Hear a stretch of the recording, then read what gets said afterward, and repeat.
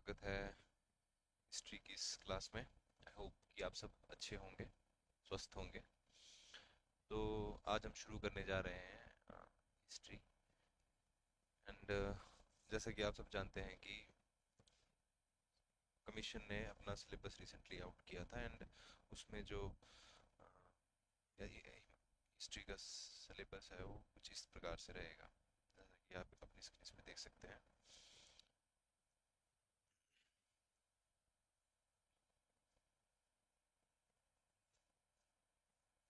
Hope it is visible to people. Shalini, Satya, volume बहुत कम है। शालिनी, अब बताइएगा एक बार please. Is it better now?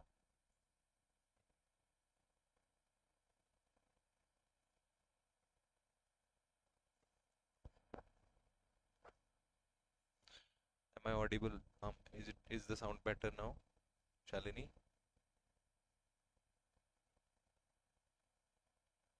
चलिए शुरू करते हैं। तो जैसा कि मैंने आपसे जैसे मैं आपसे बात कर रहा था कि ये क्लास जो रहेगी, अभी फिलहाल ये हिस्ट्री की क्लास रहेगी। एंड बाकी का जो भी टाइम टेबल है वो आपसे साझा भी मैं कर देता हूँ अभी इसी समय। तो चलिए शुरू करते हैं। आपका जो इस संकल्प जो नाम है Swastik, sir is still very लो।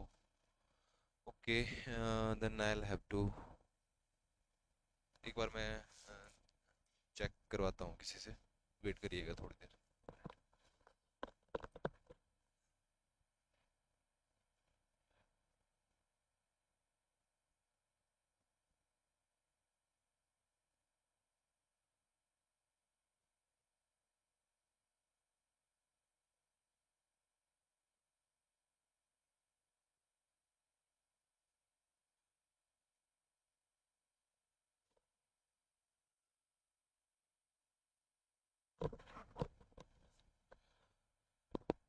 भी चाहता हूँ आपसे।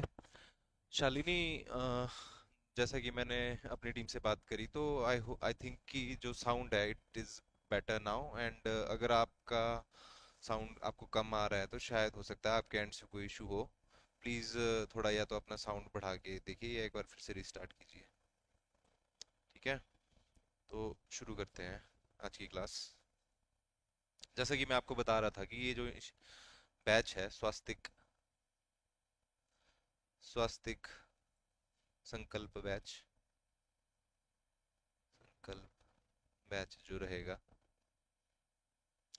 इसमें हम एक्सटेंसिवली आपके जो भी मेजर सब्जेक्ट्स हैं उनको कवर करने जा रहे हैं। एंड जैसा कि आप सब में से जिन्होंने मेरी यूट्यूब की वीडियो देखी है उनको इस बारे में जानकारी होगी, लेकिन जिन्होंने नहीं देखी है, जो नए हैं या जो अभी हमसे जुड़े हैं, उनके साथ मैं इस जानकारी को साझा करना चाहता हूँ कि हिमाचल प्रदेश अ, राज्य चयन आयोग ने जो अभी रिसेंटली कंप्लीट सिलेबस आउट किया है उसके अकॉर्डिंगली अभी हमने मेजरली जो एच पी पटवारी का सिलेबस है उसको लगभग 6 भागों में डिवाइड किया है, जिसमें पहला जो भाग है इम्पोर्टेंट वो है जीके, आपका जनरल नॉलेज। जनरल नॉलेज में जो इसके मेजर एरियाज रहेंगे वो रहेंगे इंडियन जीके की बात जब हम करेंगे तो इंडियन जीके में रहेगी आपकी इसकी Indian history, Indian polity, Indian economy and Indian geography, GK के बाद। उसके अलावा जो जीके में रहेगा वो रहेगा आपका एचपी जीके। एचपी जीके में भी फिर ये सारे जो पोर्शन है वो एचपी से रिलेटेड रहेंगे। उसके बाद जो रहेगा वो रहेगा आपका एक एक्स्ट्रा जो अभी इन्होंने रिसेंटली ऐड किया है, मैं दूसरे कलर से इसको लिखना चाहूँगा, वो है आपका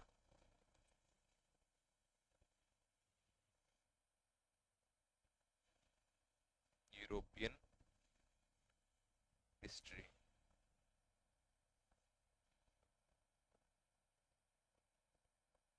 बोर्ड कलर ज़्यादा ब्राइट आ रहा है सर। कि सर आज तो आपको इससे ही चलाना पड़ेगा काम, बट कल हम कोशिश करेंगे कि कोई और कलर जो थोड़ा ज़्यादा ब्राइट ना हो वो हम चूज़ करेंगे। बट अभी के लिए थोड़ी आप अपनी ब्राइटनेस कम करिए तो शायद आई गेस थोड़ा बेटर फील करेंगे आप। तो जीके के जो मेजर पोर्शन रहेंगे वो आपके सामने मैंने लिख लिख चुका हूँ मैं, वो रहेंगे। इंडियन जीके की जब हम बात करते हैं तो Indian history, Indian polity, Indian economy and Indian geography. And HP का भी सेम ही सिनेरियो है। एचपी जीके की जब हम बात करते हो यही सब एरियाज रहेंगे लेकिन एचपी से रिलेटेड। एंड एक एक्स्ट्रा जो चीज़ है इसमें वो रहेगी आपकी यूरोपियन हिस्ट्री जो अभी रिसेंटली आयोग ने ऐड करी है। दूसरा जो पार्ट रहेगा इंपॉर्टेंट वो रहेगा ग्रीन। सर ग्रीन कलर सही से नहीं दिख रहा है, ब्लैक पेन यूज़ करें। ठीक है सर, कोई नहीं, ग्रीन पेन नहीं करते हैं यूज़ आपके लिए, दिक्कत नहीं है। तो तीसरा जो टॉपिक रहेगा इसको भी मैं सेम ही कलर से लिखता हूँ, वो रहेगी यूरोपियन। ठीक है, ठीक है, यूरोपियन हिस्ट्री। ठीक है, is it visible now anybody? ठीक है। तो उसके बाद जो दूसरा इंपॉर्टेंट टॉपिक रहने वाला है वो है मैथमेटिक्स। मैथमेटिक्स या मैथ्स लिख लीजिए उसको। मैथ्स प्लस रीजनिंग, ये रहेगा आपका दूसरा मेजर पार्ट। इन दो पार्ट्स में से जब हम बात करें इसके वेटेज की इस एग्जाम में, तो GK in itself is about 35 to 40 marks के आसपास का जो है वो इस एग्जाम में रहने वाला है। एंड जब हम मैथ्स एंड रीजनिंग की बात करते हैं तो लगभग 30 से 35 सवाल जो हैं कम से कम मैथ्स और रीजनिंग में से रहने वाले हैं। तीसरा जो मेजर पोर्शन रहेगा वो रहेगा आपका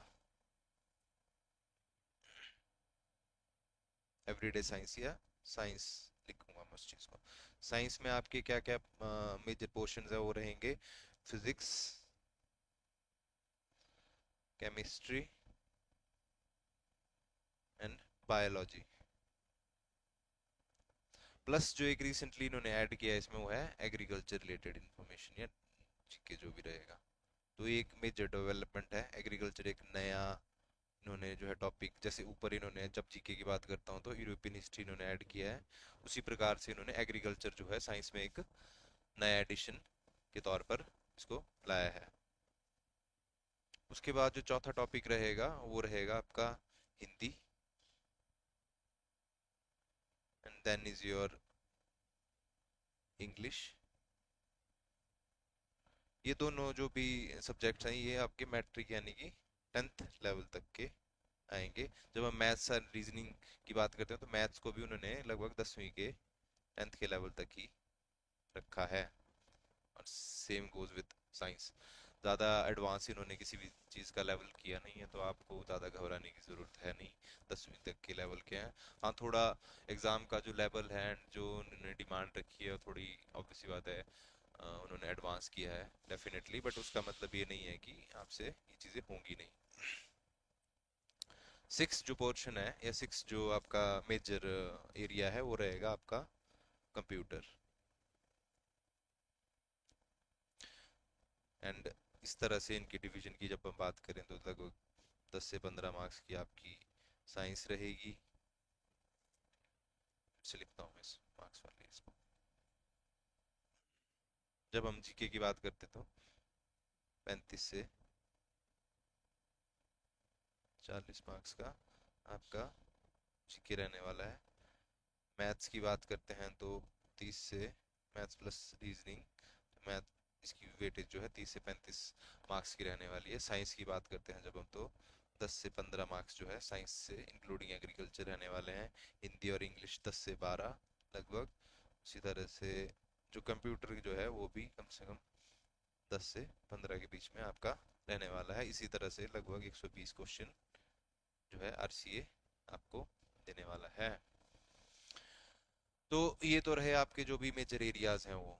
अब जब जैसे कि आप देख सकते हैं कि जीके का इसमें काफ़ी ज़्यादा मेजर जो है वेटेज रहने वाला है, मैथमेटिक्स का एंड रीजनिंग का एक मेजर वेटेज रहने वाला है। उसी तरह से ये जो बाकी के एरियाज हैं इनका भी अपना अपना एक मतलब महत्व जो है आने वाले इस एग्जाम में रहने वाला है। तो इन सब चीज़ों को मद्देनजर ध्यान में रखते हुए हमने ये डिसाइड किया है कि ये जो एचपी पटवारी का जो स्वास्थ्य का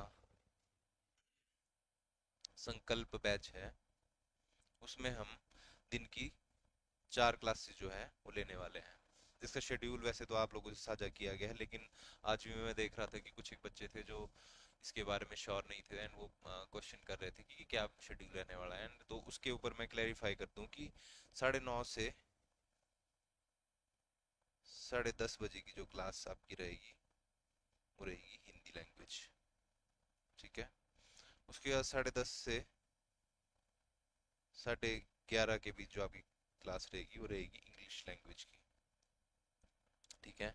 एंड तीसरी जो क्लास जो कि ये वाला स्लॉट है जिसमें मैं अभी पढ़ा रहा हूँ, 11:30 से लेके 12:30 तक जो रहेगी वो रहेगी आपकी जीके की। जीके में आज हम शुरू करने जा रहे हैं हिस्ट्री। उसके अलावा जो स्टार्टिंग हफ्ते के जो पहले यानी कि मंडे, ट्यूसडे एंड वेंसडे को जो रहने वाला है वो रहने वाली है हिस्ट्री। एंड देन इस वाले स्लॉट की बात हो रही है, तीसरा स्लॉट जो है 11:30 से 12:30।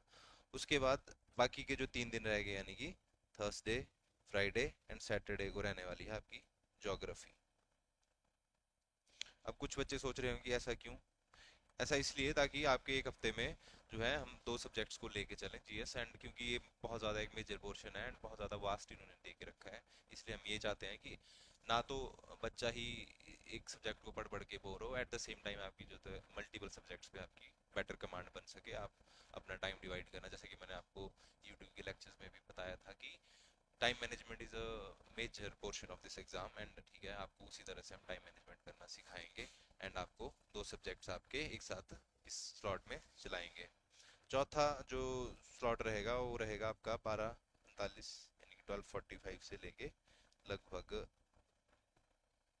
1:45 तक का, और वो मैथ्स एंड रीजनिंग से रिलेटेड रहेगा। इस स्लॉट को हमने सबसे अंत में इसलिए रखा है क्योंकि ज्यादातर बच्चे जो थे उनकी क्वायरीज जो थी वो मैथ से रिलेटेड थी। अधिकतर बच्चे जो थे उनको डर सबसे ज्यादा मैथ से लग रहा है। उन बच्चों का मानना है कि मैथ्स जो है काफी ज्यादा इन्होंने एडवांस कर दिया है एंड ऑल। तो उस उन क्वेरीज को हम ध्यान में रखते हुए हमने कोशिश करी है कि मैथ्स का जो सेशन है वो सबसे अंत में रखें, ताकि वैसे तो हमने 1 घंटे की जो है क्लास को जनरली रखा है, बट अगर बच्चों के डाउट ज़्यादा होते हैं या बच्चों को इस पर्टिकुलर सब्जेक्ट में मुश्किलें ज़्यादा आती हैं तो थोड़ा समय 1 घंटे से, जैसे मान लीजिए 1 घंटा 15 मिनट तक हम कर सकें, या इवन 1.5 घंटे की भी हम क्लास ले सकें। वो according to the need of the time के हिसाब से होंगी चीज़ें। एंड अभी फ़िलहाल के लिए ये जो है रहेगा आपका टाइम टेबल रहेगा। हिंदी के लिए जैसे मैंने आपको बताया सुबह क्लास हुई है, रिचा मैम जो है हिंदी लेंगे एंड इंग्लिश जो है लिपि से जुड़ेंगे। जीएस पोर्शन मेरा रहेगा and then there is your maths. तो उसके लिए भी सर हैं हमारे पास, काफ़ी ज़्यादा एक्सपीरियंस है उनके पास एंड ठीक है, उस तरह से आपकी ये चीज़ें रहने वाली हैं।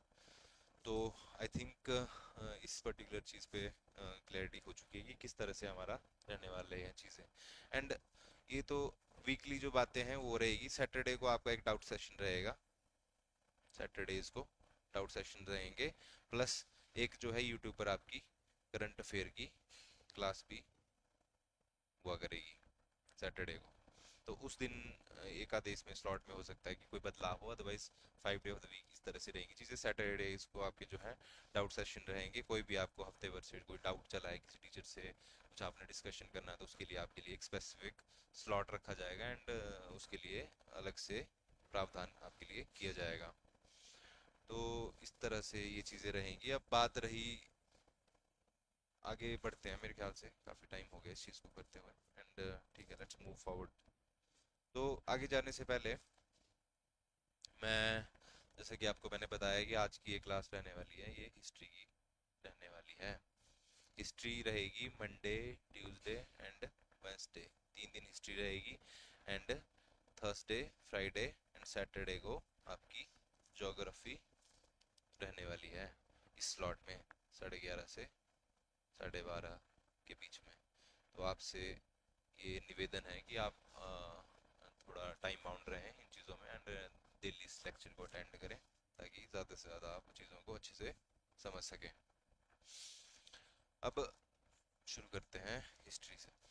हिस्ट्री यानी इतिहास। तो जब हिस्ट्री की हम बात करते हैं तो उससे पहले हमें समझना पड़ेगा कि जो HPRC है वो हमसे मांग क्या रहा है, उनकी डिमांड क्या है। क्योंकि एज लॉन्ग एज आपको पता नहीं है कि आपसे क्या एक्सपेक्टेड है, तो आप क्या पढ़ेंगे, क्या कहाँ से शुरू करना है, कहाँ से चीज़ें किस तरह से करनी है, उसको समझने के लिए आपको एक जो RCA ने सिलेबस जो दिया है उसको आपको समझना बहुत ज़रूरी है, ताकि आप जो है अनवांटेड चीज़ें उनको ना पढ़ें, और जो चीज़ें हैं उन पे जो पूछी गई हैं, जो एक्सपेक्टेड है, जो एग्ज़ाम में आने वाली है, उन पे आप ज़्यादा अच्छे से अपना ध्यान केंद्रित कर सकें। तो उसके लिए हमें एक बार सिलेबस देखना पड़ेगा। ठीक है, तो ये आपके सामने सिलेबस है। आई होप कि आप सबको विजिबल होगा। जैसा कि आप देख सकते हैं, हिस्ट्री की जब हम बात करते हैं तो एंशियंट हिस्ट्री की जब हम बात करते हैं, earliest societies hunting and gathering as a way of life. अब इसमें हिंदी मीडियम वालों के लिए थोड़ा सा है कहीं ना कहीं, क्योंकि उनके लिए दिया नहीं गया है, सिर्फ इंग्लिश मीडियम में इसको दिया गया। तो आई होप कि आप इसको चीज़ को समझ पाएंगे। तो इसकी जब हम बात करते हैं तो एंशियंट इंडियन हिस्ट्री की बात करते हैं तो earliest societies hunting and gathering as a way of life. कुछ बात नहीं करी है इसमें जो पुरानी सोसाइटीज थी, जैसे आपका प्री हिस्टोरिक जो सोसाइटीज थी, उस समय की सोसाइटीज के बारे में बात करी है, उसको हम एक्सटेंसिवली पढ़ेंगे आगे जाके। इसकी implication, introduction to stone tools and their use, pre history and human civilisation, palaeolithic age, mesolithic age, and then is your neolithic, copper age, the bronze age and iron age, Indus valley civilisation, principal archaeological sites, urban planning, external trade, artistic achievements, industries and crafts, social stratification, pre-Vedic and Vedic cultures, religious movements, Mauryan Empire, then there's Shakas, the Kushans, the Satavahanas, Sangam age, आपके Cholas, the Pandyas, the Cheras, the Guptas, the Gupta age and Harshvardhan. ये रहेगा आपका ancient history का part. तो इस part में जैसे कि आप देख सकते हैं कि इन्होंने काफी ज्यादा इसको फैला कर लिखा है कमीशन ने, बट उसका मतलब ये नहीं है कि इतनी ज्यादा चीजें हैं। टू बी ऑनेस्ट, छोटे छोटे टॉपिक्स हैं। एक एक टॉपिक्स में इन्होंने एक एक टॉपिक उन्होंने दो दो लाइंस में लिखा हुआ है, तो इससे आपको घबराने की कोई जरूरत नहीं है। आने वाले कुछ एक लेक्चर्स में आपको ये चीजें क्लैरिफाई हो जाएंगी धीरे धीरे, कि जितना कॉम्प्लिकेटेड दिखाया जा रहा है सब सब्जेक्ट को, उतना ज़्यादा ये कॉम्प्लिकेटेड है नहीं। एंड बस बच्चे जो हैं वो डर रहे हैं इससे बिना किसी कारण के। ठीक है, तो मूविंग फॉरवर्ड हिस्ट्री की बात, जब हम मिडिवल हिस्ट्री की बात करते हैं, मिडिवल इंडिया की, तो मिडिवल इंडिया की हिस्ट्री में देखेंगे आप, तो इसमें पाएंगे कि आप Turkish invasion in India, Mohammad bin Qasim से लेके Mohammad of Ghazni, and then there is Mohammad Ghori. और उसके बाद चल के आ जाते हैं हम दिल्ली सल्तनत पे। दिल्ली सल्तनत यानी कि 1206 के बाद की जो दिल्ली की हुकूमत थी। उसके बाद आके इन्होंने फर्दर जो दिल्ली सल्तनत है उसका डिवीजन दिया है। उसमें आपके ममलूक यानी कि जो स्लेव डायनेस्टी थी उसका मेंशन है। Then is your Khilji dynasty, फिर उसके बाद आपके तुगलक्स आ गए, फिर आपके सैयद आ गए, and then is your Lodhi dynasty. और यहाँ पर ये खत्म कर देते हैं दिल्ली सल्तनत को। उसके बाद आते हैं रिलीजियस मूवमेंट्स पे।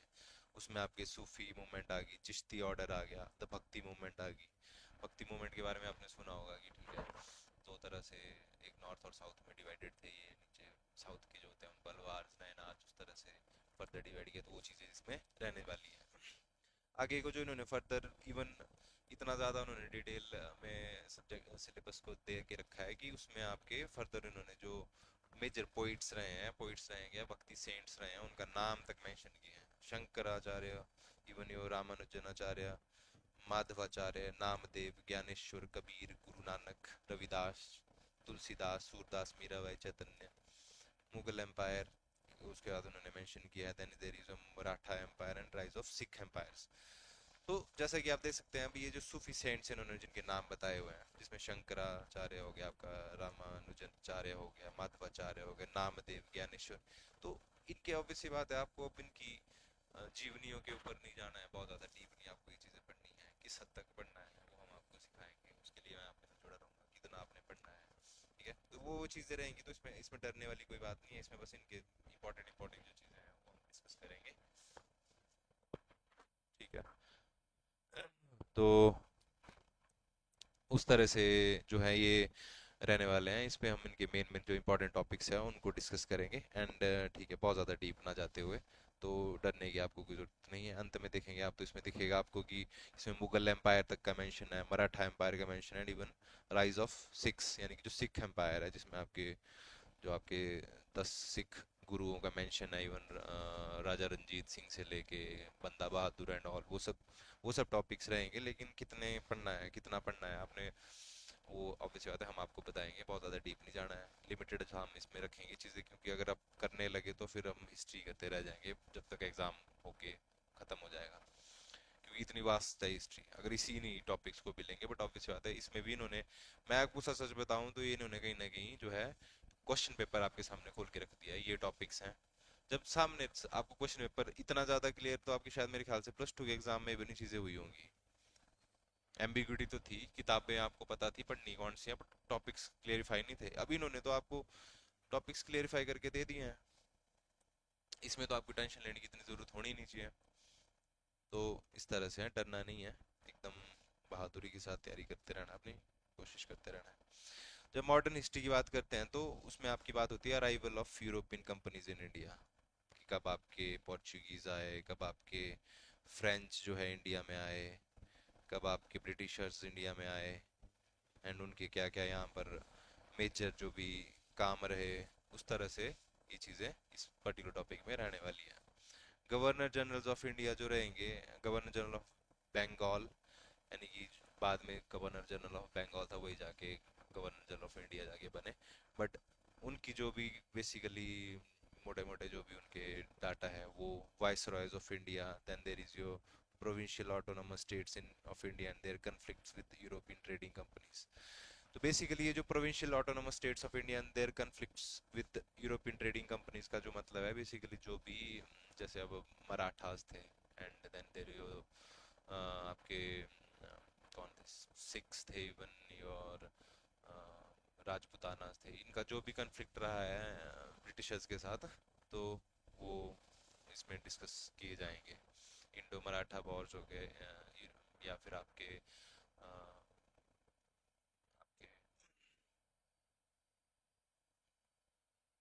एंग्लो मैसूर वॉर्स हो गए। तो वो सब चीज़ इसमें रहने वाली है। मैसूर एक काफ़ी ज़्यादा प्रोमिनेंट स्टेट है, जो टीपू सुल्तान का नाम आपने सुना होगा, हैदर अली का नाम आपने सुना होगा, जो कि थ्रू आउट उनके लाइफ टाइम जो है ब्रिटिशर्स के साथ कन्फ्लिक्ट में रहे हैं। एंड उन्हीं के ऊपर जो है ये पूरी लाइन लिखी गई है, उन्हीं पर्टिकुलर टॉपिक्स के ऊपर। Economic impact of British rule in India, तो जो भी इनका रूल जो इन्होंने ब्रिटिशर ने इंडिया पे किया, उसका जो भी कॉन्सिक्वेंसेस या इम्पैक्ट जो भारत की अर्थव्यवस्था पे पड़ा, उस चीज़ के बारे में पर्टिकुलर टॉपिक बता रहा है, डिमांड कर रहा है आपसे। Land settlement during britisher rule, जो भी लैंड सेटलमेंट जैसे परमानेंट सेटलमेंट, जैसे एग्जांपल है रेवतवारी हो गया या महालवारी जो सिस्टम थे, उन चीज़ों से रिलेटेड जो है ये टॉपिक रहेगा। Then there is your revolt of 1857, जो आपका 1857 का जो स्वतंत्रता संग्राम था, इसको कहते हैं, क्या रीज़न रहे, क्या जो भी उसके कॉन्सिक्वेंसेस थे या उसके बाद में इफेक्ट्स पड़े भारत के पॉलिटिकल स्ट्रक्चर पे, तो उस चीज़ के अराउंड ये चीज़ घूमने वाली है। उसके बाद आ जाते हैं social and religious reform movements, जो भी इसके मेजर है। उसमें सोशल एंड रिलीजियस रिफॉर्म्स में काफ़ी सारे मूवमेंट्स हैं, जैसे आपके सती प्रथा के खिलाफ हो गया, या राजा राम मोहन रॉय का आपका ब्रह्मो समाज हो गया, या इवन ज्योतिबा फूले जी का आपका सत्यशोधक संघ आ गया। तो उस तरह से जो है वो इन रिफॉर्म मूवमेंट्स को हम डिस्कस करेंगे, ये टॉपिक्स रहेंगे इसमें। नेशनल फ्रीडम फ्रीडम मूवमेंट की बात आ जाती है, तो बेसिकली 20वीं सदी में जो भी मेजर, 20वीं या आप कह लीजिए 19वीं, लेट 19वीं सदी से लेके 20वीं सदी के जो भी मेजर डेवलपमेंट रहे हैं 1900 से लेके 1947 तक, वो ये चीज़ें इसमें कवर होने वाली है। उसमें इन्होंने फर्दर इसको खोला है नेशनल फ्रीडम मूवमेंट को। उसमें आप क्या जाते हैं, इंडियन नेशनल कांग्रेस का फॉर्मेशन एंड उनकी जो भी मेजर डेवलपमेंट्स थी वो। फिर उसके बाद आ जाता है आपका पार्टीशन ऑफ बंगाल, यानी कि बंगाल जब 1905 में बंगाल को जिस लाइन पे डिवाइड किया गया, वो चीज़ें। उसके बाद आपका स्वदेशी एंड स्वराज आ गया, फिर आपका मुस्लिम लीग आ गया, पार्टीशन ऑफ कांग्रेस आ गया, Lucknow pact, home rule league जो आपकी एनी बेसेंट द्वारा बनाई गई थी, चंपारण मूवमेंट जो गांधी जी का एक काफ़ी ज़्यादा हॉलमार्क किया कह सकता हूँ मैं, उनका मेजर मूवमेंट है वो। Then there is your Montagu August declaration, Kheda Satyagraha जो कि गांधी जी से रिलेटेड है, अहमदाबाद सत्याग्रह जो भी ऑब्वियसली बात है फिर अगेन गांधी जी से रिलेटेड है, Rowlatt act. Then is your Jallianwala Bagh massacre, Jallianwala Bagh massacre हम सब उस इस हादसे से जो है वाकिफ है, एंड ठीक है उस चीज़ के ऊपर भी सवाल बनते हैं। Then is your Khilafat movements, and next is your non cooperation movement. Then is your Swaraj party, Swaraj party जो है कब बनी थी, कौन कौन इसके मेंबर्स थे, वो चीज़ें रहने वाली इस चीज़ में। Simon commission is an important part of this particular topic. And then is your Nehru report, Nehru report कब आई, नेहरू रिपोर्ट। अब आप में से जब नेहरू का नाम सुनते होंगे कोई, तो आपको शायद जवाहरलाल नेहरू को ही लगता होगा कि जवाहरलाल नेहरू जी की ये रिपोर्ट थी, बट ऐसा नहीं था। ये नेहरू जो है ये उनके पिताजी की बात हो रही है। तो उनका नाम क्या था, अगर कोई मेरे को बताएगा यहाँ पर चैट में भी तो ठीक है, उनके द्वारा बनाई गई। Then there is your Jinnah formula, Bardoli Satyagraha, Bardoli Satyagraha किससे रिलेटेड है अगर कोई मेरे को बताएगा, तो ये जो वल्लभ भाई पटेल थे, वल्लभ भाई पटेल से रिलेटेड है, और उन्होंने इसका जो भी नेतृत्व किया था उस समय, इस ये पर्टिकुलर जो सत्याग्रह था, उसी के बाद जो है उनको सरदार जी की या सरदार की उपाधि दी गई थी। उससे पहले वो सिर्फ वल्लभ भाई पटेल थे। इस पर्टिकुलर ये पर्टिकुलर सत्याग्रह के बाद उनका नाम सरदार वल्लभ भाई पटेल पड़ा था। ये कई बार डायरेक्ट क्वेश्चन आया हुआ है एग्जाम में। तो इस तरह से रहेंगी चीज़ें, इसी तरह से आपसे एक्सपेक्ट किया जा रहा है कि किस तरह कि क्या आप पढ़ें क्या नहीं पढ़ें, तो उसके लिए जुड़े रहिए। देन कमिंग मूविंग फॉरवर्ड, तो कांग्रेस का जो लाहौर सेशन है, अब कांग्रेस के 1885 से लेके 1947 तक लगभग हर वर्ष जो है कांग्रेस के सेशन हुए हैं। बीच में कुछ एक एक्सेप्शंस हैं, 2-3 साल शायद नहीं हुआ है वो, बट वो बाद की बातें हैं। फिलहाल के लिए आप समझ लिए कि लगभग ये आपका 62 से 63 साल का जो समय है, उस दौरान लगभग 55 से 60 के बीच में जो है कांग्रेस के सेशन हुए हैं। बट सिर्फ एक कांग्रेस का जो लाहौर सेशन था उसके बारे में एग्जामिनर ने आपसे पूछा है, तो आपके लिए कितनी ज्यादा सिंपलीफाई करके दे दी है चीज एग्जामिनर ने, आप इस चीज को समझिए। वहीं अगर आपको जो बच्चे बोल रहे थे, कई बच्चे बोलते थे कि भाई एचएस से जो है एग्जाम को ज्यादा टफ कर दिया गया है, तो सर एचएस का जो एग्जाम है उसमें आपको ये जो 60 के 60 जितने भी सेशंस हुए हैं उनकी मतलब मेजोरिटी ऑफ सेशंस आपको उसमें पढ़ने पड़ते हैं।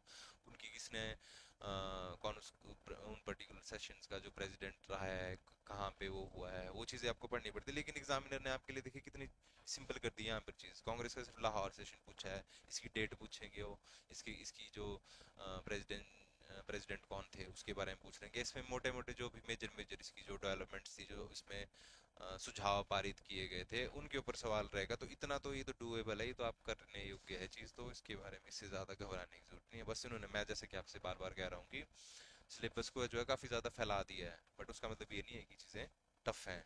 उसके बाद आपका डांडी मार्च जो है महात्मा गांधी जी का एक मेजर मार्च है इंडियन फ्रीडम स्ट्रगल के दौरान, एंड जो 11 डिमांड्स ऑफ गांधी जी थी उस दौरान, ठीक है, वो भी इंपॉर्टेंट टॉपिक है। Then there is your civil disobedience movement, round table conference जो हुई है 1930 से 1932 के आसपास वो उनके बारे में 3 राउंड टेबल कॉन्फ्रेंसेस है। इसमें कई बार सीधा सीधा सवाल आया था कि कांग्रेस ने कौन सी राउंड टेबल कॉन्फ्रेंस का जो है कौन सी राउंड टेबल कॉन्फ्रेंस में हिस्सा लिया है या कौन सी में नहीं लिया है, डायरेक्टली ये सवाल बनता है। ठीक है, तो उस पर भी हम बात करेंगे। देन जो गांधी इरविन पैक्ट, गांधी जी का इरविन पैक्ट हुआ था, गांधी जी का जो है इरविन जी के साथ पैक्ट हुआ था जब वो इस पर्टिकुलर दांडी मार्च के बाद, तो उसके बारे में हम बात करेंगे। देन इज जो कम्युनल अवार्ड्स, कम्युनल अवार्ड्स क्या थे, कम्युनल अवार्ड्स बेसिकली जो जाति के आधार पर आपके वोट देने का जो अधिकार था बेसिकली उसके अराउंड घूमता है। अलग से हमारे यहाँ पर अवार्ड दे दिए गए थे उस टाइम। अवार्ड अवार्ड यहाँ पे वो वाला अवार्ड नहीं है। कम्युनल अवार्ड का यही है मतलब कि जो जातिगत आधार पर जो एक वोट का रिजर्वेशन तो उस चीज़ से रिलेटेड है चीज़। देन इज जो पूना पैक्ट, ठीक है, ये इंपॉर्टेंट टॉपिक है। Revolutionary nationalist movements of Bhagat Singh, Chandrashekhar Azad and Subhash Chandra Bose. तो जब बात होती है जो आपके रेवोल्यूशनरी यानी कि क्रांतिकारी गतिविधियों की, ठीक है, रेवोल्यूशनरी एक्टिविटीज क्या हुई, क्रांतिकारी गतिविधियां। तो जब आपको सुनने में आता है, जब बात होती है कि रेवोल्यूशनरीज जो इंडिया के रहे, तो ऑब्वियसली बात है भगत सिंह जी का नाम सबने सुना है, चंद्रशेखर आजाद जी का नाम सबने सुना है, सुभाष चंद्र बोस जी का नाम भी इवन सबने ही सुना है, आप में से ज्यादातर लोगों ने सुना होगा, ठीक है। बट क्या सिर्फ यही तीन लोग थे क्या इस पूरे स्वतंत्रता संग्राम के दौरान? क्या सिर्फ यही तीन क्रांतिकारी हुए? भागा जतीन जी से लेकर हमारे क्या बोलते हैं उनको, सुखदेव, इवन क्या नाम था उनका, बिस्मिल्लाह खां एंड ऑल, वो सब लोग भी तो रेवोल्यूशनरीज थे। अगर आप लिस्ट देखेंगे तो चापेकर ब्रदर्स हो गए आपके, आपके दामोदर ब्रदर्स हो गए, ठीक है, ये लोग भी तो क्रांतिकारी थे। बट एग्जामिनर ने देखो कितनी सिंपलीफाई करी चीज, अगर सभी यहाँ पे इन्होंने ऐसा लिख दिया होता कि रेवोल्यूशनरी नेशनलिस्ट मूवमेंट्स ऑफ जो आपके नेशनल फ्रीडम स्ट्रगल था, उसमें आपको कितने ज्यादा एक्सटेंसिव वाली चीजें पढ़नी। इसमें क्या पढ़ना है आपने, भगत सिंह के बारे में पढ़ना है, चंद्रशेखर आजाद के बारे में पढ़ना है, and then is your Subhash Chandra Bose. तो इन लोगों की कितनी ही आपको डाटा जो है पढ़ने की जरूरत पड़ेगी, ये हम इंश्योर करेंगे कि बिल्कुल ही लिमिटेड टाइम में आपका लिमिटेड चीजें, मतलब आपको पढ़नी पड़े और ज्यादा बहुत ज्यादा बर्डन ना हो। बट मैं आपको यहाँ पे बात जो समझाना चाह रहा हूँ वो ये है कि एग्जामिनर ने देखिए आपके लिए कितनी इजी या सिंपल कर रखी है चीजें ऑलरेडी। सिर्फ इतने बड़े जो चंक में से आपको सिर्फ तीन जो है रेवोल्यूशनरीज के कामों के बारे में पूछा हुआ है, ठीक है। तो बढ़िया चीज नहीं आओ। वहीं अगर आपको मैं बता रहा हूँ 10 लोगों की पढ़नी पड़ती है, 20 लोगों की पढ़नी पड़ती है, वो चीजें टफ होती। तो मैं बता रहा हूँ आपको, बार बार मैं ये चीज़ बोल रहा हूँ कि ये बहुत ही ज़्यादा सिंपल टॉपिक है, ठीक है, बहुत ज़्यादा डरने की जरूरत नहीं है आपको। एक्सटेंसिवली करेंगे, आराम से करेंगे चीज़ें, ठीक है, इन डेप्थ इन डिटेल करेंगे चीज़ें, ठीक है। जुड़े रहिए हमारे साथ। एंड आपके जो भी कोई दोस्त हैं रिलेटिव हैं जो तैयारी करना चाहते हैं, अच्छे से तैयारी करना चाहते हैं इस पर्टिकुलर एग्जाम की, तो उनको इस वीडियो का लिंक भेजिए, हमारे स्वास्तिक जो कोचिंग क्लासेस का है उनका लिंक भेजिए, उनके साथ शेयर कीजिए, ठीक है। उनको मौका दीजिए कि वो भी चीज़ें आपकी तरह अच्छे से करें। Then coming moving forward, provincial elections in British India, जो भी इलेक्शंस हुए हैं ब्रिटिश इंडिया के टाइम प्रोविंशियल, उनके बारे में। अब ये भी कुछ खास टॉपिक नहीं, दो तीन इलेक्शंस की बात है, इसमें हमने ज़्यादा डीप जाएंगे नहीं हम, ठीक है। अगस्त प्रपोजल आपका, demand for a separate Pakistan, ठीक है, डिमांड फॉर सेपरेट पाकिस्तान। अब आप सोच रहे होंगे कि इसमें क्या जैसा होगा, सर कुछ नहीं है इसमें, ठीक है। दो तीन बंदों के नाम है, दो तीन डेट्स हैं, ठीक है, वो चीज़ें हैं, वो डेट्स आपको याद रखनी, थोड़ी कंफ्यूजिंग है बट उसका मतलब ये नहीं कि बोल सकती। बट अगर किसी वैसे आपको, अगर कोई आके बोल देता, आपसे बताता कि सर क्या क्या चीज़ें रहेंगी, आप तो परेशान होने, आधे बच्चे तो भी पता नहीं क्या जैसा होगा ना डिमांड ऑफ पाकिस्तान में, ठीक है, कुछ नहीं है इसमें, छोटी सी चीज़ है। then is your Crips mission, Quit India movement, C. Rajagopalachari formula, then Wavell plan, Shimla conference, cabinet mission, Mountbatten plan, and then is your constitutional development of India। तो ये जो ऊपर से लेके क्रिप्स मिशन से लेके माउंटबेटन तक plan तक के जो टॉपिक्स हैं, ये सारे वन लाइनर टॉपिक्स हैं। इसमें सिर्फ आपसे डेट्स पूछी जाएंगी कि कौन सी डेट्स रहेंगी, और उससे ज़्यादा आपको कुछ नहीं पूछा जाएगा, ठीक है।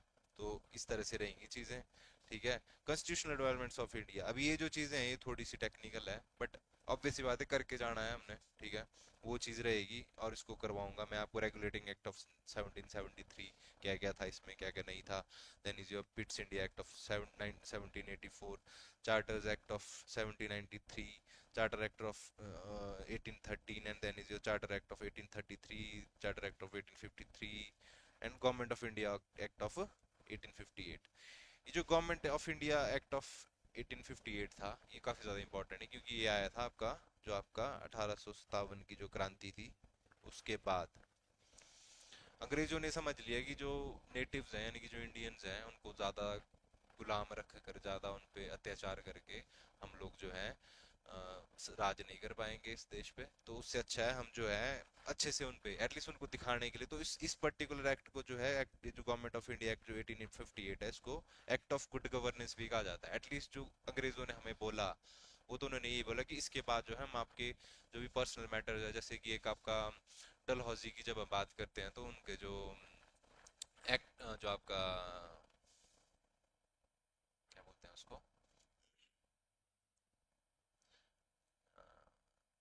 नेक्सेशन की जो पॉलिसी थी, जो लैप्स लैप्स करके, उसमें इन्होंने लगभग झांसी से लेके अवध से लेके ना जाने कितने ऐसे 7 या 8 ऐसे प्रोविंशियल आपके वो थे, राज्य थे, जिनको उन्होंने कैप्चर कर लिया था डॉक्ट्रिन ऑफ लैप्स के अंडर। ठीक है, डॉक्ट्रिन ऑफ लैप्स बोलते थे उसको, डॉक्ट्रिन ऑफ लैप्स।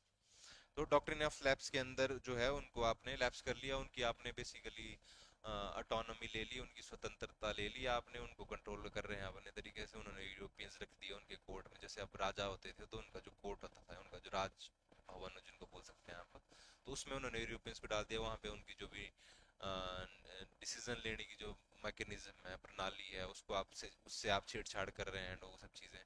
तो कहीं ना कहीं ये सारे जो रीजन थे, मिलजुल एंड एंड में जो एक जिसको बोलते हैं ना कुकर होता है, सपोज कुकर होता है, ठीक है, तो कुकर में प्रेशर बनता रहता है, एंड देन वो सिटी की तरफ सिटी मतलब जब भाप एकदम प्रेशर अपने टॉप पे होता है, तो जो है सिटी के थ्रू वो प्रेशर निकलता, तो उसी तरह से जो रिवॉल्ट ऑफ 1857 था, वो भी कहीं ना कहीं इन्हीं अत्याचारों का एक रिजल्ट था, जिसकी वजह से वो ऐसे फट के बाहर निकला। तो कहीं ना कहीं अंग्रेजों ने इस चीज को समझा, उन्होंने इस चीज को एक्नॉलेज किया, और उन्होंने डिसाइड किया कि इसके बाद जो है डॉक्ट्रिन ऑफ लैप्स जैसे जो उनके कानून थे, हम भाई उन चीजों से बचेंगे, एंड ठीक है आपके जो पर्सनल स्पेयर्स हैं या जो भी राजा है प्रजा है, उनको हम जो है परेशान नहीं करेंगे। तो जो ये गवर्नमेंट ऑफ इंडिया एक्ट 1858 है, इसको हम एक्ट ऑफ गुड गवर्नेंस भी कहा जाता है। नोटिंग करने की जरूरत नहीं है, एंड में हम डिटेल में करेंगे, आज हम बस एक ओवरव्यू सा ले रहे हैं।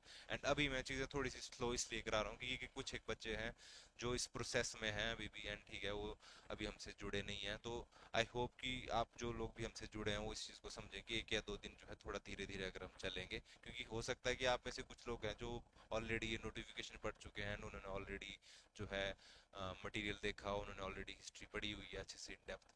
बट आपके साथ हो सकता है 2 या 3 कुछ एक बच्चे ऐसे हों जिन्होंने इतने एक्सटेंसिवली, इतने डीपली जो है चीज़ें ऑलरेडी नहीं पढ़ी हैं, तो थोड़े से शुरुआत में हमें थोड़े धीरे धीरे चलना पड़ेगा, ताकि हर बच्चे को हमने या हर स्टूडेंट को जो है हमने साथ लेके चलना है। क्योंकि हो सकता है किसी एक का यहाँ पर या कुछ एक का यहाँ पर ये वाला पोर्शन ज़्यादा स्ट्रांग हो, बट हो सकता है आपका दूसरा पोर्शन को स्ट्रांग हो, वहाँ पर कोई अगर दूसरा बच्चा आके बोले कि नहीं नहीं सर जल्दी करिए, फास्ट कराइए चीज़ें, तो कहीं ना कहीं वो आपके साथ जाती हो जाएगी। इसी तरह से मैं आपसे ये रिक्वेस्ट करूंगा कि कुछ एक बच्चे जिनके कुछ एक सब्जेक्ट्स जो हैं वो अच्छे होते हैं पहले से एडवांस में, तो वो थोड़ा सा सब्र रखें, क्योंकि बाकी ये बच्चे जो है वो भी हमें साथ में लेके चलने पड़ेंगे उन एरियाज में। उसी तरह से जिन एरियाज में आप वीक हैं, उस वहाँ पर कोई ना कोई दूसरा बच्चा होगा जो कुछ ना कुछ थोड़ा सा आपके लिए सेक्रीफाइस करेगा अपना, की थोड़ा सा टाइम। बाकी अगर आपको है कि आपको ज़्यादा टाइम लग रहा है कुछ चीज़ों में, तो आप रिकॉर्डेड लेक्चर जो है आपको प्रोवाइड कराया जा रहा है, उस पर आप 2x 1.5x पे इन चीज़ों को देख सकते हैं। तो मूविंग फॉरवर्ड अब करते हैं हम बात, हम उसके बाद आता है Indian council act of 1861, then is your Indian council act of 1892, Indian council act of 1909, यानी कि जिसको मॉरले मिंटो रिफॉर्म्स के नाम से भी जाना जाता है। उसके बाद आता है आपका government of India act of 1935, then is your Cripps mission 1942, cabinet mission 1946, और इंडियन इंडिपेंडेंस एक्ट ऑफ 1947। तो ये चीज़ें जो हैं आपकी हिस्ट्री में रहने वाली हैं, इंडियन हिस्ट्री में। जैसे कि मैं आपको फिर से दिखा दूं एक बार, उसमें सबसे पहले आपकी आएगी ancient history, then is your history of medieval India, and the last is your history of modern India. उसको हम डिस्कस कर चुके हैं ऑलरेडी, अभी हमने करा इन डिटेल। एंड एक जो अभी रिसेंटली इन्होंने एग्जाम HPRCA ने नया पार्ट ऐड किया, वो है आपका यूरोपियन हिस्ट्री। यूरोपियन हिस्ट्री में बात करते हैं तो हम देखते हैं French revolution, then is your industrial revolution, तो उसके बाद आपकी unification of Germany, unification of Italy, world war, first world war, आपका लीग ऑफ नेशंस जिसको आज हम जानते हैं UN के नाम से, यूनाइटेड नेशंस के नाम से।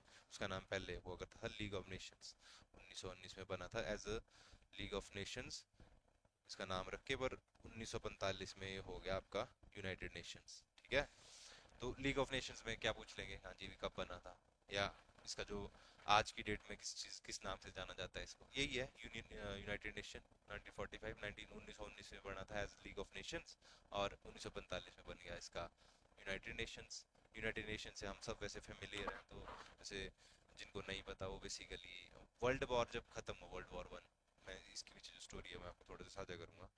वर्ल्ड वॉर 1 जब खत्म हुआ तो यूरोप में जो हुआ बहुत ज़्यादा डेवस्टेशन हुई, बहुत ज़्यादा वहाँ पे विनाश हुआ, बहुत ज़्यादा लोग जो सोल्जर्स मतलब बेसिकली उन्होंने अपनी जान गंवाई, ठीक है। इकोनॉमिकली काफ़ी ज़्यादा स्ट्रेस पड़ा इकोनॉमीज पे, ठीक है। तो इन सब चैलेंजेस से लड़ने के लिए एंड फर्दर इंश्योर करने के लिए कि दूसरी बार ऐसा कोई जो भीषण युद्ध है वो ना हो इस दुनिया में, उसके लिए बनाया गया लीग ऑफ नेशंस। हालांकि जो लीग ऑफ नेशंस है वो कहीं ना कहीं अपने जो इसके बनाने का जो पर्पस था उसमें फेल हो गया, क्योंकि विद इन लाइक 10-20 या मैं बोलूँगा 19 में ख़त्म, हाँ ठीक है, लगभग 15 साल बाद वर्ल्ड वॉर 2 शुरू हो गया, ठीक है। तो कहीं ना कहीं अपना पर्पस, जिस पर्पस के लिए इसको बनाया गया था उससे तो फेल हो गया, बट ऑब्वियस बात है उसके बाद 1945 में सेकंड वर्ल्ड वॉर के बाद आपका यूनाइटेड नेशंस बना। एंड जैसे कि इसमें दिया भी गया है यूनाइटेड नेशन ऑर्गेनाइजेशन नीचे भी तो ये दोनों चीज़ें सेम ही है दोनों, लीग ऑफ नेशन और यूनाइटेड नेशन, बस फ़र्क इतना है कि एक 1919 में बना था और उसको थोड़ा सा मॉडिफाई करके इन्होंने यूनाइटेड नेशन बना दिया 1945 में। तो उसके बाद उसने काफ़ी ज़्यादा मेजर काम करे हैं समाज के लिए, इस दुनिया के लिए बेशक, बट उस टाइम के लिए मैं बोलूँगा कि एटलीस्ट तब के लिए तो ये फेलियर ही बोलूँगा मैं, कि जो मेन पर्पस था वॉर रोकने का तो उससे हुआ नहीं है। तो उसके बाद अगर आगे चलते हैं तो हम देखते हैं रशियन रेवोल्यूशन के बारे में, इसके बाद इन्होंने मेंशन किया हुआ है, then there is your socialism, fascism in Italy, nazism in Germany. तो ये सोशलिज्म, फासिज्म और ये जो नाजिज्म है, ये जो बेसिकली एक आपकी विचारधाराएं हैं, इनको मैं कहूँगा तो विचारधारा है, इनको हम डिटेल में डिस्कस करेंगे जब इन पे आएंगे हम। देन देयर इज जो सेकंड वर्ल्ड वॉर, दूसरा जो विश्व युद्ध था उसके बारे में इन्होंने लिखा है। और उसके बाद आ गया आपका यूनाइटेड नेशन ऑर्गेनाइजेशन 1945 में जो कि बना है। तो इस तरह से चीज़ें रहेंगी हमारी, मैंने आपको दिखा दी एटलीस्ट कि ठीक है क्या क्या टॉपिक्स हैं जो कवर करेंगे। जो भी हमारा जो भी हम इस क्लास में कवर करेंगे वो कहीं ना कहीं इसी जो फ्रेमवर्क है उसके आसपास रहेंगे। पढ़ने के लिए चीज़ें बहुत हैं, ऑब्वियसली बात है, मैं आपको बहुत ज़्यादा डीप जाके चीज़ें करा सकता हूँ, बट ना वो आपके लिए फ़ायदेमंद है ना मेरे लिए उसमें कोई फ़ायदा है, ठीक है। तो हम जितना हो सके इसी जो फ्रेमवर्क है उसके आसपास रहेंगे, चीज़ें रखेंगे, ताकि जो है हमारी तैयारी एग्ज़ाम ओरिएंटेड रहे एंड हम जो है एकदम टू द पॉइंट रहे चीज़ों में, बहुत ज़्यादा इधर उधर ना भटके, ठीक है। और जितना जल्दी हो सके, जितना जल्दी आप अपने सिलेबस अभी ख़त्म करेंगे उतना ही जल्दी है कि आप जो है अपना रिवीजन शुरू करेंगे। और मैं पहले भी इस चीज़ को बोल चुका हूँ कि एग्ज़ाम कोई भी हो, रिवीजन इज़ द की। अगर आपके रिवीजन नहीं है, मल्टीपल रिवीजन, जितना आप रिवीजन ज़्यादा करेंगे उतने ज़्यादा आपके चांसेस हर रिवीजन के साथ उस एग्ज़ाम को क्लियर करने के बढ़ जाते हैं। मैं आज ये चीज़ लिख के देता हूँ कि ठीक है, लिख के देता हूँ, या मेरा ये दावा है कि जो बच्चा, ठीक है, जितने भी सब्जेक्ट्स हैं अभी लिखे हुए इसमें, उनको जिसने 3 बार रिवाइज कर लिया, एक बार तो हो गया आपका क्लास का जो भी आप पढ़ेंगे वो, दूसरी बार हो गया जो आप खुद से रिवाइज कर रहे हैं, and then there is your last जो आप एग्जाम से पहले रिवीजन कर रहे हैं। 100% दे के 3 रिवीजन कर लिए जिस बच्चे ने, उसका एग्जाम नहीं रुकेगा, ठीक है। रुकता है अब आपकी, हो सकता है किसी बच्चे की एक्सेप्शन ज़्यादा ऑलवेज दे, मतलब 4-5% की एक्सेप्शन हमेशा है, बट उसका मतलब ये नहीं है कि आपका एग्जाम नहीं होगा। 3 रिवीजन के बाद एग्जाम होना तय है, ठीक है। तो कोशिश हमने ये करनी है कि आपका जो सिलेबस हो वो विद इन टाइम, बिफोर आपके एग्जाम से कम ज़्यादा नहीं तो 1-1.5 महीना पहले ख़त्म हो, ठीक है। उसके बाद ताकि आप रिवीजन दे सकें, आप अपने जो है मॉक टेस्ट लगा सकें, एंड देन ऑब्वियसली बात है इस एग्ज़ाम को निकाल सकें।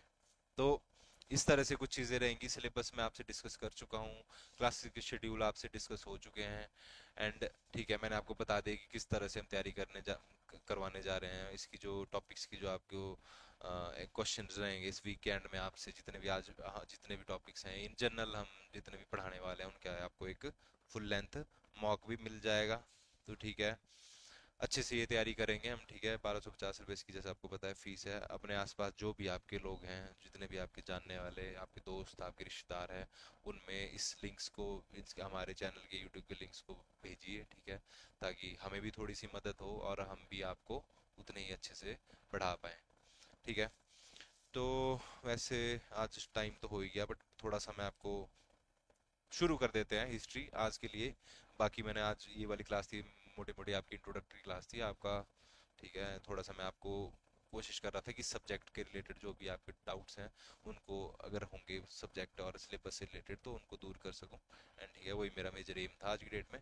पढ़ाने का ऐसा है कि पढ़ाने को मैं शुरू कर दूं ऑल ऑफ अ सडन कहीं से भी, बट वो आपके लिए भी अच्छा नहीं है, और कहीं ना कहीं जो आने वाले 1-2 दिन में जो भी बच्चे हैं उनके लिए भी अच्छा, नहीं तो थोड़ा सा धीरे चलेंगे हम 1-2 दिन स्टार्टिंग के, ताकि हो सकता है कोई बच्चे आप में से हों जो काफ़ी ज़्यादा तेज़ हों, जिनको ऑब्वियसली बात है काफ़ी ज़्यादा ग्रास्प उनकी करने की स्पीड ज़्यादा हो, बट मैं ये भी एंटिसिपेट कर रहा हूँ कि आप में से कुछ एक बच्चे ऐसे भी होंगे जो एकदम फ्रेशर्स होंगे, जिनको इस पर्टिकुलर सब्जेक्ट या इस पर्टिकुलर एग्जाम के बारे में उतनी ज़्यादा डिटेल होगी नहीं, तो हमें साथ में लेके चलना है सबको, ये कोशिश है हमारी, एंड आपकी भी यही कोशिश होनी चाहिए, क्योंकि कहीं ना कहीं आपको भी ये ज़रूरत पड़ेगी, इधर आपकी आप किसी के लिए सेक्रीफाइस कर रहे हो थोड़ा सा अपना टाइम, तो उधर दूसरी जगह हो सकता है दूसरे टॉपिक में कोई दूसरा आपके लिए जो है अपना टाइम सेक्रीफाइस करे, तो इस तरह से चीज़ें रहने वाली हैं। तो ठीक है, शुरू करते हैं थोड़ा सा आज के लिए, 5-10 मिनट का भी बचा है हमारे पास स्लॉट। तो जब हम बात करते हैं हिस्ट्री की, तो व्हाट इज हिस्ट्री, हिस्ट्री क्या होता है? तो एक बड़े महान जो है, आप मैं कह लूँगा हिस्टोरियन हुए, C.H. कार, CHCARR, कार जो इनका सर है, C.H. कार जी है, उन्होंने एक बड़ी इंटरेस्टिंग डेफिनेशन दी हिस्ट्री की। तो उन्होंने बोला कि ठीक है, history is an unending dialogue between between between क्या, ठीक है, between the past and present. क्या समझ आ रहा है आपको इसको? डायलॉग ये मूवीज वाला डायलॉग नहीं है ये डायलॉग, इसका डायलॉग का मतलब है जैसे कि कन्वर्सेशन, ठीक है, कन्वर्सेशन बोल लीजिए या बहस बोल लीजिए, उस तरीके से डायलॉग्स बोलते हैं इंग्लिश में। अनएंडिंग का क्या मतलब है? अनएंडिंग का होता है जो कभी खत्म नहीं होता, ठीक है, नेवर एंडिंग डायलॉग, जो बातचीत चली रहती है, इंटरेक्शन बेसिकली चली रहती है बिटवीन पास्ट यानी कि अतीत और वर्तमान में। बेसिकली अतीत यानी कि जो बीत चुका है और जो वर्तमान जैसे अभी चला हुआ है, उसके बीच में जो भी कन्वर्सेशन होती है उसको हम हिस्ट्री कहते हैं। हिस्ट्री क्या इंक्लूड करती है? फ्यूचर तो नहीं हिस्ट्री इंक्लूड करती, कल क्या होने वाला उसको करंट अफेयर बोलते हैं, या मेजर कल की डेवलपमेंट्स बोलते हैं। तो हिस्ट्री हुई क्या? हिस्ट्री हुई बेसिकली जो पास्ट में हो चुका है और जो अभी रनिंग हो चुका है अब तक, उसके आगे का नहीं है उसमें। हिस्ट्री जो है वो है पास्ट से लेके प्रेजेंट तक सिर्फ, अतीत से लेके वर्तमान तक। तो C.H. कार जी बोलते हैं कि history is an unending dialogue between past and present. तो अगर किसी बच्चे ने लिखना है तो वो लिख सकता है। यहाँ से हम शुरू कर रहे हैं बेसिकली, अब आपका नोटिंग वगैरह का काम भी धीरे धीरे शुरू हो जाएगा। जब जब लिखना होगा, जो जो चीज़ें नोट करनी होंगी मैं आपको बताता रहूँगा, तो आप उस तरीके से उन चीज़ों को नोट करते रहिए, ठीक है। तो डेफिनेशन जिनको लिखनी है ये शुरू कर सकते हैं, यहाँ से लिखना, यहीं से हम शुरू कर रहे हैं, ठीक है। एंड एक छोटा सा टॉपिक और है, वो आज हम डिस्कस करेंगे और उसके बाद हम जो है कल शुरू करेंगे, क्योंकि आज के लिए इतना ही है। आज मैंने जो था वो इंट्रोडक्टरी पार्ट में आपसे डिस्कस ही करना था। नोटिफिकेशन, ये जो डेफिनेशन है लिख ली सबने? आई होप कि सबने लिख ली हो। एनीवन? तो जिन्होंने नहीं लिखी है उनके लिए फिर से कि history is an unending dialogue between past and present. बड़ा सिंपल सा है, कुछ ऐसा बहुत ज़्यादा टेक्निकल है नहीं। अब जो आज हमने हिस्ट्री पढ़ने से पहले आपको दो चीज़ें, दो दो टर्म्स हैं, उनसे बड़ी एक फेमिलियरिटी होनी चाहिए, नहीं तो अब थोड़ा मुश्किल हो जाएगा आपके लिए समझना चीज़ों को। एक है आपका AC, सॉरी माफ़ कीजिएगा, एक है आपका BC और दूसरा है आपका AD। सुना है आपने इस इन टर्म्स के बारे में? जैसे हम बोलते हैं कि अ, जो क्या बोलते हैं आपकी हड़प्पन या सिंधु घाटी सभ्यता थी, वो थी लगभग 2500 BC के आसपास बनी हो, या अशोका जो अशोका द ग्रेट जो हमारे राजा हुए, वो 300 BC के आसपास थे। तो ये जो BC है इसका क्या मतलब है? और जब हम लिखते हैं कि क्या बोलते हैं उसको, दिल्ली सल्तनत जो है वो 1206 AD में बना या इस्टेब्लिश हुआ, या बाबर जो है 1526 में 1526 AD में भारत पहुंचा। तो क्या फर्क है इसमें BC और AD में? कोई बताएगा? एनीबडी? शालिनी, सत्या या संजीव कुमार? No one? चलिए ठीक है, मैं खुद ही समझा देता हूँ आपको। बेसिकली अगर इसके जो लिटरल मीनिंग की हम बात करते हैं, यानी कि जो इसका शाब्दिक अर्थ है, वो है BC meaning before Christ. Jesus Christ के बारे में तो आपने सुना होगा, जीसस क्राइस्ट क्रिश्चियंस के जो बोल सकता हूँ मैं उनको भगवान, जीसस क्राइस्ट, ठीक है, तो उनके नाम से जो है डिराइव किया गया इसका नाम, बिफोर क्राइस्ट। बिफोर क्राइस्ट का क्या मतलब है, जो बिफोर, जिस दिन क्राइस्ट का जन्म हुआ, ठीक है, उस दिन को लेते हैं बेसिकली जीरो। उससे पहले जो भी डेट आ चुकी है उसको बोलते हैं बिफोर क्राइस्ट, ठीक है, बीसी, ठीक है। जो ग्रेगोरियन कैलेंडर हम जो फॉलो कर रहे हैं बेसिकली वो जिस दिन क्राइस्ट का जन्म हुआ उस दिन को जीरो ले लेते हैं भी, ये उसके बाद जो दिन हुआ पहला दिन हुआ उससे पहले था वो, वैसे करके वापस चलता है बिफोर। तो जैसे जिस दिन क्राइस्ट पैदा हुए उसके बाद को बोलेंगे हम एडी, और जिससे पहले को बोलेंगे हम बीसी, यानी कि बिफोर क्राइस्ट। अब इन चीजों में समझने का थोड़ा सा कंफ्यूजन इसलिए है क्योंकि जो बीसी है ना, जो बिफोर क्राइस्ट है, वो चलता है उल्टी की तरफ को, यानी कि जितना बड़ा, जितनी बड़ा नंबर उतना पुराना टाइम। बेसिकली बिफोर क्राइस्ट की जब हम बात करते हैं तो जो 10 बीसी है, ठीक है, तो वो है मतलब क्राइस्ट के जन्म से 10 दिन, 10 साल पहले लगभग, लगभग नहीं 10 साल पहले एग्जैक्ट। और वहीं बात करते हैं जब 40 बीसी की, तो 40 बीसी मतलब क्राइस्ट के जन्म से 40 साल पहले। तो क्या समझाया मैंने इसका, कि greater the number, greater the number older the year, मतलब जितना ज्यादा पुराना दिन, सॉरी जितना बड़ा नंबर उतना पुराना वो टाइम। समझ रहे हैं आप, किस तरीके से समझे आप, किस तरह से बनेगा ये तो अगर इसको हम मैं आपको समझाना चाहूँ तो इस तरह से मान लीजिए ये एक दिन है, इस पे क्राइस्ट पैदा हुए, ठीक है, इसके आगे का आ गया हम 2025 तक पहुंच गए हम, ठीक है, 2025 साल हो गए क्राइस्ट के जन्म को। बेसिकली जो ग्रेगोरियन कैलेंडर कैलेंडर है, क्राइस्ट के जन्मदिन को उन्होंने पहला दिन लिया, उसके बाद से उन्होंने आगे को जो बनाया तो उन्होंने बनाया उसका नाम, उसको बोलते हैं एनोडोमी। एनो एनोडोमी कहा जाता है उसको, एनोडोमी, एनोडोमिनी, एनोडोमिनी कहा जाता है, जो कि लैटिन में जिसका मतलब है in the year of the Lord, in the year of the Lord. अब जैसे आपने देखा कि क्राइस्ट पैदा हुआ उसके बाद पहला साल हुआ फिर दूसरा साल हुआ, तो वैसे वैसे होते होते 2025 साल हो चुके हैं।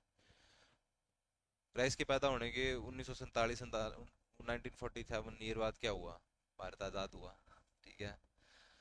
क्राइस्ट आजाद होने के 1000 साल बाद यानी कि 1009 साल बाद क्या हुआ, गजनी भारत आया, मतलब गजनी भारत आया। उसी तरह से क्या बोलते हैं, क्राइस्ट के पैदा होने के, क्या बोलूँ मैं, क्राइस्ट के पैदा होने के 2011 साल बाद क्या हुआ, भारत विश्व कप जीता दूसरा, ठीक है। 2007 साल बाद क्या हुआ, धोनी की कप्तानी, भारत ने पहला मतलब दूसरा वर्ल्ड कप जीता। उसी तरह से 1983 में भारत ने, यानी कि क्राइस्ट के पैदा होने के 1983 साल बाद जो है भारत ने अपना पहला विश्व कप जीता। 2007 में दूसरा जीता एंड 2011 में तीसरा जीता। 2025 में हम अभी जी रहे हैं। आज दिनांक है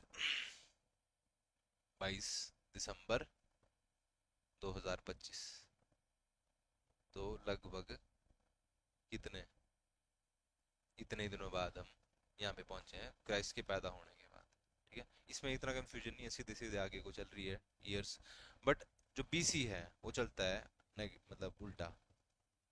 अब इसमें जितना बड़ा दिन, मतलब जितनी बड़ी डेट या जितना बड़ा साल, ऑब्वियस सी बात है, अगर आज हम 2025 में हैं तो 2047 जो है हमसे दूर है एज कम्पेयर टू 2011। तो जितना बड़ा नंबर है उतना नजदीक है हम उस नंबर से। अभी एडी की बात करते हैं, पर जब हम बीसी में जाते हैं तो, यस, पूजा गेजडा, यस, बिफोर क्राइस्ट। तो जब हम बीसी की बात करते हैं तो वो उल्टा जाता है वो।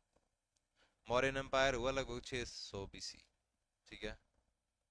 और जो आपकी सिंधु घाटी सभ्यता हुई वो हुई लगभग 2500 BC। ठीक है। तो जब बात करते हैं हम, तो इनमें से पुराना कौन हुआ हमारे लिए? पुराना कौन हुआ इनमें से हमारे लिए? पुराना हुआ सिंधु घाटी सभ्यता। इसको हम बोलते हैं इंडस, आईबीसी लिखूंगा मैं उसको, इंडस वैली सिविलाइजेशन। ठीक है। सिंपल सा फॉर्मूला है, बीसी में greater the number, older the year. ठीक है, इतना याद रख लेना है आपने जब भी कंफ्यूजन हो आपको, कि जितना बड़ा नंबर होगा।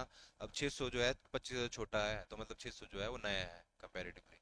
ठीक है, इतना सा रख लेना, ज़्यादा डीप नहीं जाना, कंफ्यूजन हो सकता है। वैसे तो चीज़ें ज़्यादातर लोगों को पता ही होती ही हैं। उसी तरह से मान लें हम तो, ठीक है, जैसे क्या बोल सकते हैं उसको, पाषाण युग, जो पाषाण युग या आपके जो बोलते हैं उसको, हाँ पाषाण युग ही बोलेंगे, लिथिक एज। लिथिक एज जिसको बोलते हैं पाषाण युग, तो उसकी बात करते हैं तो वो होगा कम से कम 3 लाख साल से लेके,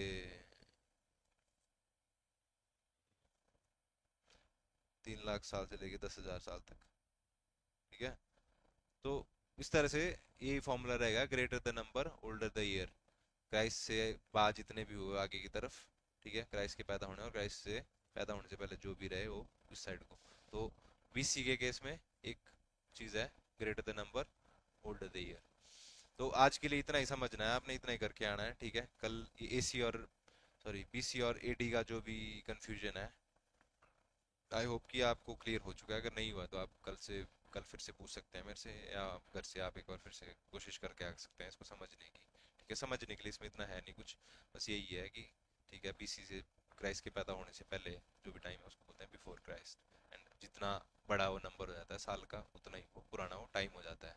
क्राइस्ट के बाद अभी हम 2025 साल बीत चुके हैं। ठीक है, 22 तारीख है 12वें महीने की। ठीक है, 2025 भी खत्म, मतलब 2025वां साल भी क्या इसके बाद खत्म होने वाला है। तो इस तरह से चीज़ें रहेंगी। ये जो है आज पहला कंसेप्ट है, ये समझना थोड़ा ज़रूरी है, क्योंकि हिस्ट्री जो है कहीं ना कहीं हर डेली बेसिस पे आपको ये टर्म से जूझना पड़ेगा, तो समझ लेंगे आपको तो बेटर होगा वो। ठीक है, आज के लिए क्लास में इतना ही, कल से शुरू करेंगे अच्छे से। ठीक है। तो आपके आसपास जो भी कोई है, आपके दोस्त रिश्तेदार जो तैयारी कर रहे हैं पटवारी की, तो उनको रिकमेंड करिए हमारी क्लासेस का। एंड उनको बोलिए कि हमसे आगे जुड़े, और इसी तरह से हम आपसे मिलते रहेंगे, बात करते रहेंगे। ठीक है, that's all for today. Thank you very much.